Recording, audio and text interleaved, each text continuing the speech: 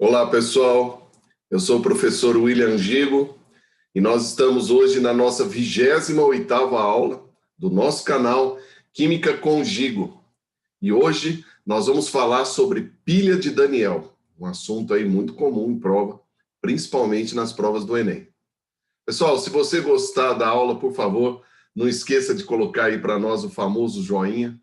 Não se esqueça de se inscrever no nosso canal para que você seja notificado toda vez que a gente publicar uma aula nova, tá bom? Aperta o sininho, beleza? Então vamos lá. Vamos ver aí o conceito sobre pilha de Daniel. Muito bem. O conceito de pilha de Daniel é o conceito inicial da parte de eletroquímica, né? E a gente começa esse processo explicando um fato experimental. O que aconteceu num processo de laboratório?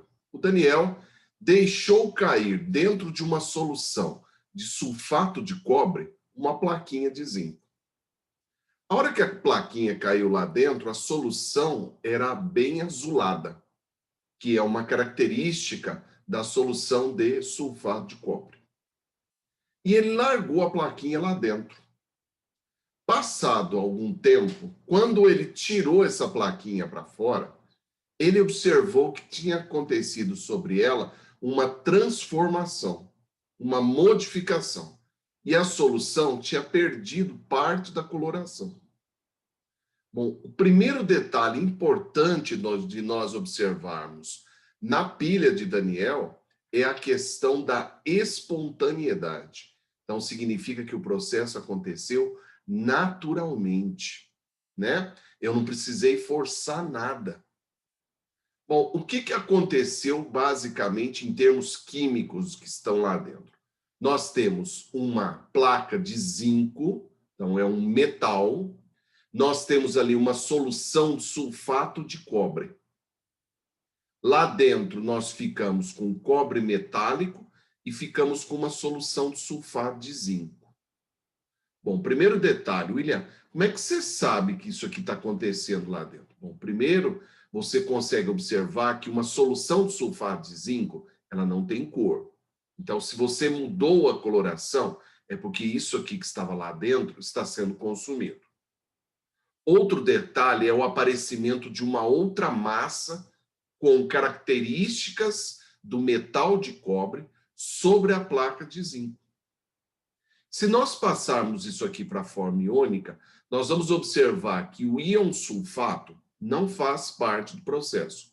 Isto é, ele não sofre nenhum tipo de alteração. O que aconteceu? O nosso zinco está saindo de um zinco 0 para um zinco mais 2. Então, quer dizer que o nosso zinco está cedendo espontaneamente elétrons para o cobre. Certo? E aqui atrás nós tínhamos um íon cobre que está saindo de mais 2 para 0. Então, gente, está acontecendo aqui um fenômeno de oxirredução. O zinco está saindo de 0 para mais 2, ele oxidou, e o cobre está saindo de mais 2 para 0, ele reduziu. Tivemos um fenômeno de oxirredução. Veja que quem oxidou foi o zinco, que cedeu os elétrons para o cobre, que os recebeu, né? Então, característica de quem oxida é o fato de ceder os elétrons, de aumentar o NOx. E características de quem reduz é que recebe elétrons, né? Ele passa de mais 2 para 0. Ele sofre uma diminuição do NOx, uma redução, não é? Então, a própria equação já mostra essas características para você. Tudo bem? O que nós precisamos é entender o que acontece lá dentro visualmente.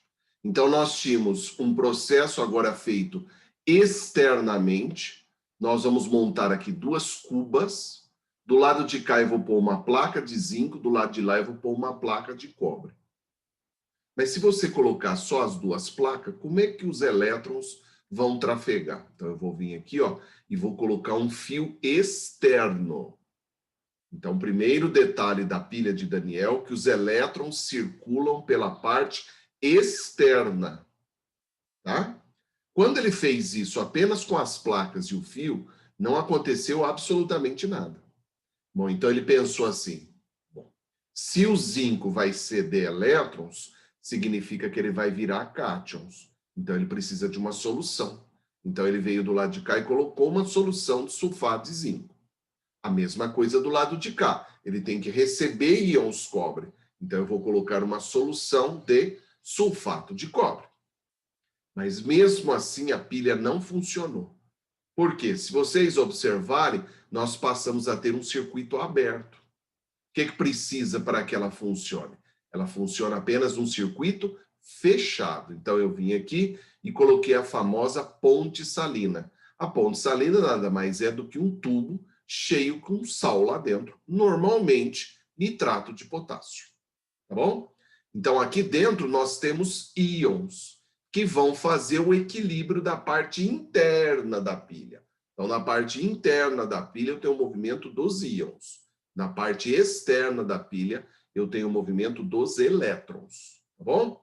Como o zinco está perdendo elétrons, significa que os seus cátions vão sofrer um fenômeno de repulsão. Mas o cátion é onde está localizado o núcleo. Então, ele vai começar a perder massa, tá? Então, conforme ele vai perdendo massa, o eletrodo vai diminuindo. Já do lado de cá, ele está recebendo os íons cobre, ó. Ele está recebendo núcleos. Então, a sua massa vai aumentando. Olha lá. Então, esse é o fenômeno natural da pilha. Mas veja que do lado de cá, você tem um aumento do número de cátions. Então, para equilibrar, a ponte salina equilibra liberando ali os ânions. Tá bom?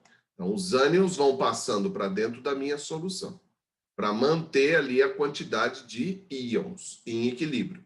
Já do lado de cá, como ele está perdendo cátions, a ponte salina vai fornecendo para ele os cátions, para que ele mantenha esta concentração até que o sistema chegue no equilíbrio. Olha como é que ficam os dois eletrodos conforme a pilha vai funcionando. Tá bom? Então, de um lado eu tenho uma diminuição de massa, do outro lado eu tenho um aumento da massa, conforme a minha pilha vai funcionando. Para o resto da vida, William, não. Até que o sistema chegue no equilíbrio. Aí ela para de funcionar. Tá bom? O que nós precisamos é dar nome para as coisas, tá? Então, no eletrodo de zinco, como nós temos um fenômeno de oxidação, nós chamamos isso aqui de ânodo. E como é ele que está cedendo os elétrons, ele é o polo negativo. Já do lado do cobre, como ele está sofrendo um fenômeno de redução, esse é o nosso cátodo, ou catodo.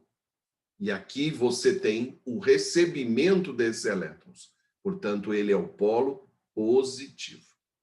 Veja que há um equilíbrio entre a quantidade de elétrons cedidos e o que o outro recebeu. Então, nós podemos simplificar essas duas equações e ficamos com uma equação só, que é a chamada equação global da pilha, onde você tem um fenômeno de oxirredução.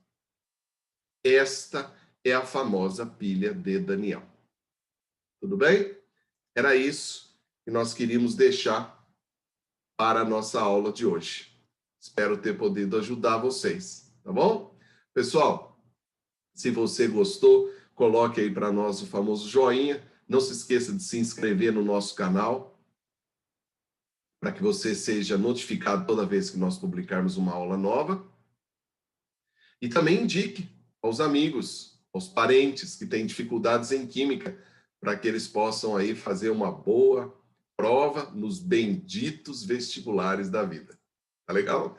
Fiquem todos com Deus. Um grande abraço. Até a próxima.